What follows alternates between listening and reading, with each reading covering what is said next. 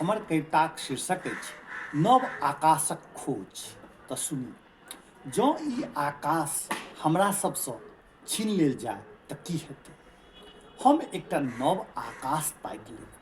हम चिड़ै नहि छी जे उड़ानसँ डरि पाइक समेट लेब। हमर आत्मा आइ एतेक विश्वासी अछि, ई पुछबाक आवश्यकता नहि।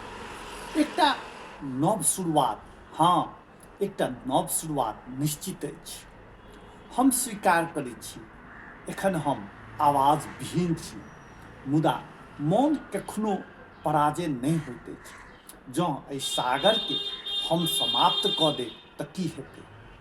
हमरा सबके नव सागर भेटत। हम ओ नाव नहि छी जे एकटा लहरिसँ डूबि जाय। हम हेलब छोड़ि देब, मुदा हमर डेग कखनो रुकत नहि। जा धरि श्वास अछि, जा धरि छातीमे एकटा असहज प्रश्न धड़कैत अछि, ता धरि हम चलैत रहब। परिस्थितिसँ दूर अपन आत्मासँ हमरा सबके पूरा भरोसा अछि। जँ एखन कोनो बाट नहि भेटल अछि तऽ नव बाट जन्म लेब। हम ओ यात्री नहि छी जे थाकि चलऽ छोड़ि दी। हम अपन सपना जगैत रखैत छी, अपन गन्तव्यसँ सम्बन्ध जोड़ने छी।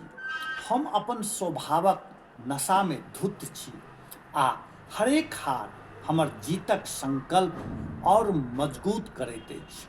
जँ एहि गन्तव्य धरि नहि पहुँचब तऽ की हेतै?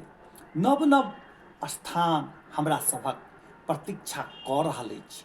हम अतीतमे घुरि नहि जायब, हम खोज छोड़ि नहि देब।